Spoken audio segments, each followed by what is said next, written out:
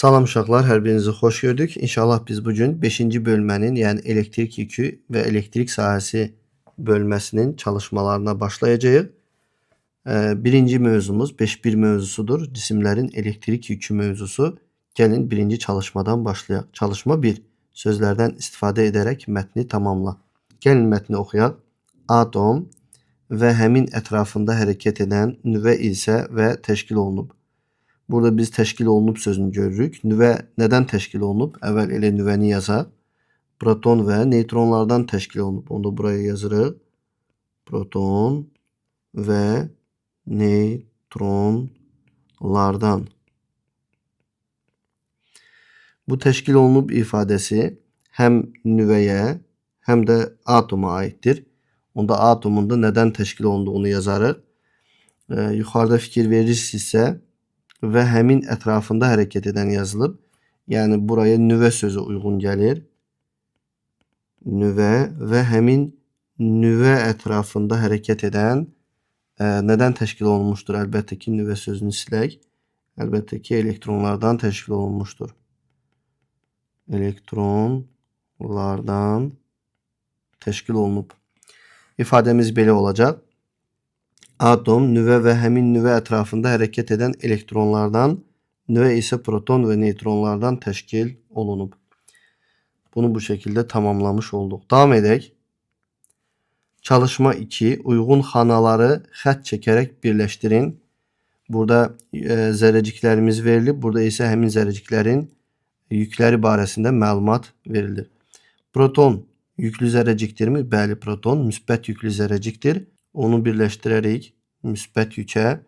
Elektron mənfi yüklü zərrəcikdir. Onu mənfi yükə birləşdirərik. Neytron isə neytral zərrəcikdir. Elektrik yükü yoxdur. Yəni yüksüz zərrəcikdir. Keçək 3-cü çalışmaya. Çalışma 3. Atomu təşkil edən zərrəciklərdən hansının elektrik yükü sıfırdır? Atom, proton, elektron və neytronlardan təşkil olunmuşdur. Yuxarıda da gördük ki, proton və elektronların yükləri vardır. Lakin neytronların yükü yoxdur. Onu da buraya yazıram. Neytronların yükü sıfırdır. Davam edək. Çalışma 4. Qara hərflərlə verilmiş sözlərdən uyğun olanın altından xətt çəkin. Elektrik yükü olan zərrəciklər elektroneytral ya da yüklü zərrəciklər adlanır. Əlbəttə ki, elektrik yükü olan zərrəciklər yüklü zərrəciklər idi. Onda uyğun olanın altından bu şəkildə xətt çəkərik. Təbiətdə 2-3 növ elektrik yükü vardır. Təbiətdə əlbəttə ki, 2 növ elektrik yükü vardır. Müsbət və mənfi yüklər olmaqla. İndi davam edək. Onlar şərti olaraq mənfi və neytral yüklər adlanır. Əlbəttə ki, mənfi və müsbət yüklər adlanır. Davam edək. Beynəlxalq vahidlər sistemində elektrik yükünün vahidi kulondur. Joule enerjinin vahididir. Onda doğru cavabımız kulon olacaqdır. Davam edək. Çalışma 5. Boşluqlara uyğun sözləri yazaraq sxemi tamamla deyir. Sxemin ortasında elektrik yükünü görürsünüz. Elektrik yükündən bir ox bu tərəfə çəkilib, bir ox da bu tərəfə çəkilib. Deməli, elektrik yükü ola bilər deyilir. Necə ola bilər? Elektron necə yükdür? Mənfi yükdür. O zaman mənfi ola bilər. Bir də elektrik yükümüz necə yük ola bilər? Müsbət yük ola bilər. Müsbət yükə nümunə olaraq protonu yaza bilərik. Proton müsbət yükdür. Davam edək. Növbəti çalışma 6 nömrəli çalışmadır. Aşağıdakı ifadələrdən doğru olanları D ilə, yanlış olanları isə Y ilə işarələ. Yanlış ifadələri düzəldərək yenidən yaz. 1. Atom və ya neytral cisimdə elektronların sayı protonların sayından çoxdur. Xeyr, atom və ya neytral cisimdə elektronların sayı ilə protonların sayı bir-birinə bərabər olur. O zaman burada Y hərfi yazarıq, çünki yanlışdır. Doğrusu necə olur? Doğru ifadələri siz aşağıdan yenidən yazarsınız. Mən isə bu ifadələrin üzərində düzəlişlər edəcəyəm. Oxuyaq bir də. Atom və ya neytral cisimdə elektronların sayı protonların sayına bərabərdir. O zaman protonların sayına çoxdur silirəm, yazıram, bərabərdir. Elektron itirmiş və ya özünə elektron birləşmiş atom ion adlanır. Bəli, bu düzdür. Onu da buraya doğru yazarıq. Davam edək. 3 atom elektron itirdikdə mənfi ion adlanır. Xeyr, elektron mənfi yük idi. Atom onu itirərsə, o zaman mənfi yükü itirmiş olur. Mənfi yükü itirən atom müsbət yüklə yüklənmiş olar. O zaman buraya biz Y hərfi yazarıq. Yanlışdır. Düzəltsək mənfini müsbət düzəldərik. Çünki atom elektronu itirdikdə o müsbət ion adlanır. Davam edək. Dördüncünü oxuyaq. Bu dördüncü yəqin ki. Müsbət ionun yükü aldığı elektronların yükləri cəminə bərabərdir. Əgər bir ion müsbət yüklüdürsə, o elektronları almaz, elektronları itirmiştir. O zaman bu da yanlışdır. Doğrusu nədir? Müsbət ionun yükü aldığı deyil, itirdiyi elektronların yükləri cəminə bərabərdir deyə bilərik. Bu düzəlişləri eləyərək düzəliş etdiyimiz ifadələri aşağıda yenidən yazırsınız. Davam edək. Çalışma 7. Euler-Venn diaqramında uyğun bəndləri seç. 1. Mənfi yüklü ola bilər.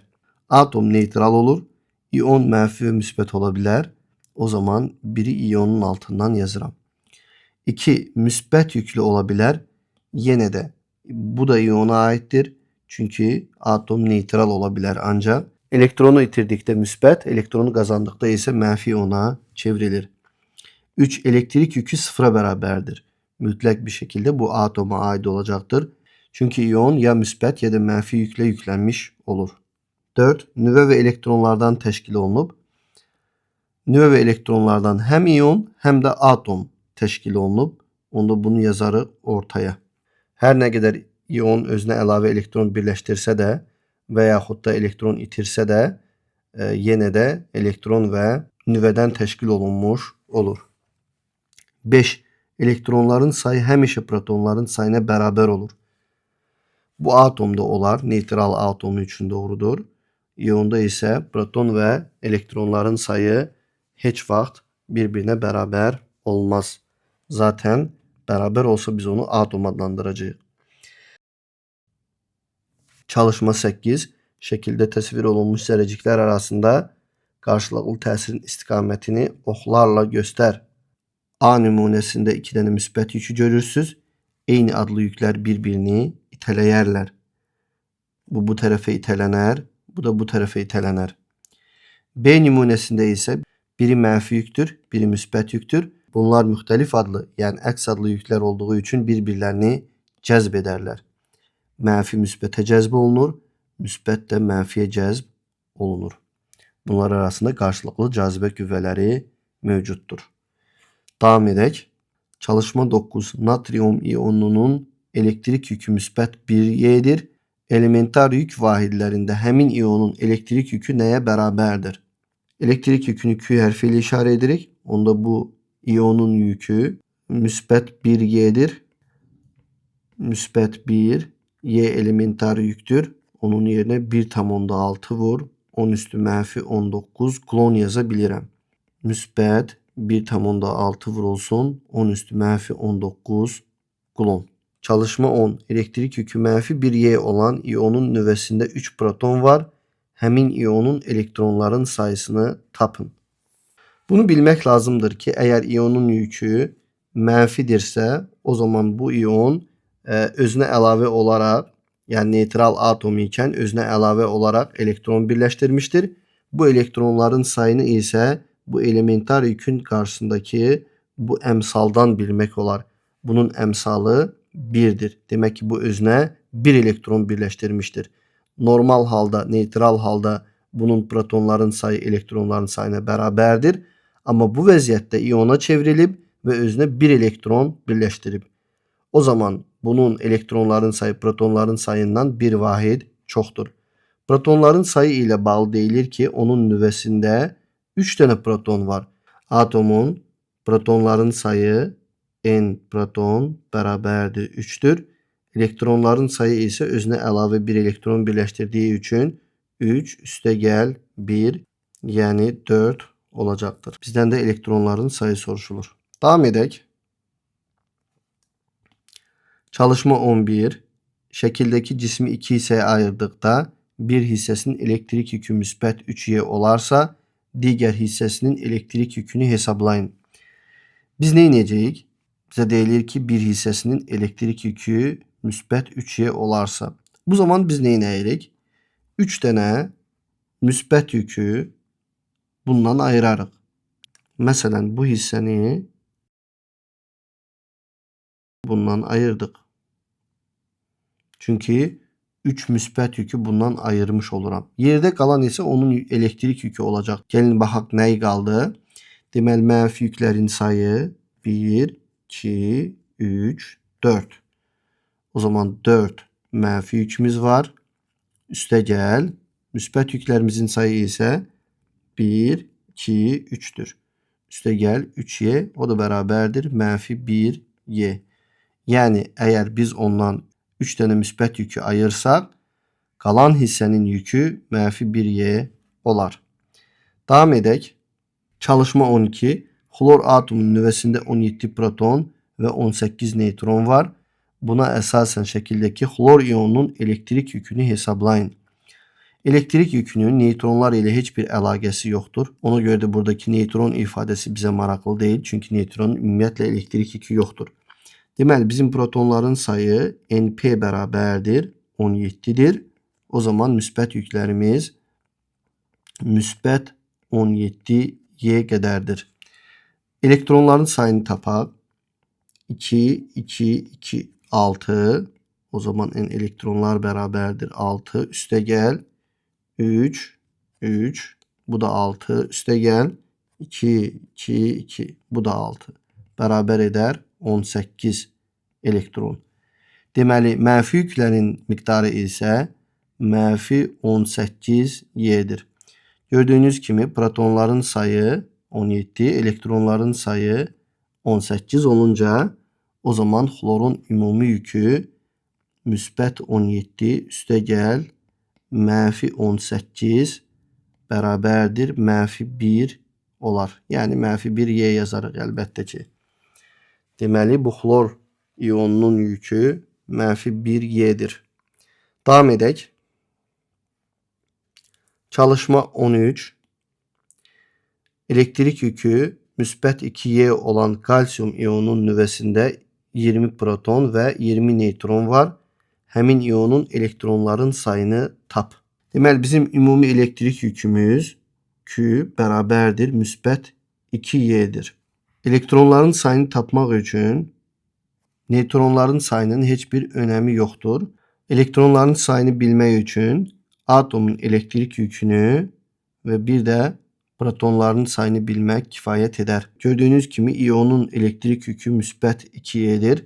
Deməli, protonların sayı elektronların sayından 2 vahid çoxdur. Onda yazıram N proton çıx N elektron bərabərdir 2. N protonumuz isə 20 protonu olduğu üçün onun yerinə 20 yazaram. Çıx N elektronların sayı bərabərdir 2 isə onda buradan N elektronların sayı 18'e bərabər olar. Onda bizim atomdaki, daha doğrusu iyondaki protonların sayı 20 olur. Elektronların sayı isə 18 olur. Davam edək. 14. Elektronlarının sayı müxtəlif olan iki cismin elektrik yükü eyni ola bilərmi? Yəni nümunədə şərtdə deyilir ki, elektronların sayı müxtəlif olsun. Lakin iki cismin, biz iki atoma baxaq. İki cismin elektrik yükü eyni ola bilərmi? Elektrik yükü eyni ola bilər. Məsələn, fərz edək ki, iki dənə ion var. Hər ikisinin yükü eynidir. Məsələn, birisinə yazıram mənfi 2Y və bu atomun 18 dənə protonu olsun, 20 dənə də elektronu olsun. Bunun elektrik yükü nə qədərdir? Elektronların sayı protonların sayından 2 vahid çox olduğu üçün mənfi 2'dir. Başqa bir ion yazıram. Məsələn, onun protonların sayı 30 olsun. 30 proton. Elektronların sayı isə olsun 32 elektron. Bu atomunda elektronların sayı protonların sayından 2 vahid çox olduğu üçün onun da yükü -2y'dir. Yani biz ispat etmiş olduk ki iki iyonun elektrik yükü eyni olabilir. Hatta onların elektronlarının sayı müxtəlif olsa da. Çünkü bunun elektronların sayı 20'dir. Bunun elektronların sayı ise 32'dir. Yani elektronların sayı birbirinden farklıdır ama elektrik yükü ikisinde de eynidir. İkinci bənddə deyilir ki, müxtəlif olabilirmi? Bəli, bu daha asandır. Yani bizden netice itibariyle soruşulmuş olur ki, elektronların sayı müxtəlif olan iki cismin elektrik yükü müxtəlif olabilirmi? Bəli. Yani iki yük götürərəm. Elektronların sayı müxtəlif olsun. Mesela fərz edin ki, birisi yuxarıdakı bu nümunə olsun. Yani 18 proton ve 20 elektron ve bunun yükü ne kadar olacaktır? -2y olacaktır. İndi ise bir de neytral atomu seçək. Mesela fərz edin ki 30 tane protonu var. 30 tane de elektronu var. Bunun yükü ne kadardır? Sıfırdır. Gördüğünüz kimi elektronların sayı müxtəlif oldu. Çünkü bize elektronların sayının müxtəlif olması soruşulur. Elektrik yükü ise bu bənddə müxtəlif olması soruşulur. Birisinde -2'ye, o birisinde sıfırdır yani. Ona göre de bu halda mümkündür. Yani hem 1 hem 2 bəndlər doğru olmuş olur. Əsaslandırdık biz bunu söz ilə. Siz onu buraya yazabilirsiniz və yaxud da bu şekilde göstererek bu ifadəni əsaslandırmaq olar. Devam edək. 15 elementar yük vahidi dedikdə nə nəzərdə tutulur? Elementar yük vahidi dedikdə ən kiçik yük nəzərdə tutulur. Y hərfi ilə işarə edirik və qiyməti isə 1,6 vurulsun 10 üstü -19 kulondur. Hem elektronun hem de protonun yükü birbirine beraber olup en küçük yüke yani elementar yüke beraberdir. Elbette ki protonun yükü müsbət, elektronun yükü mənfidir ve bunlar modulca beraberdir. Yani yazıram modulca Q elektron beraberdir. Modulca Q proton o da beraberdir. Buradaki elementar yüke y'ye o da beraberdir. 1,6 vurulsun 10 üstü -19 kulona.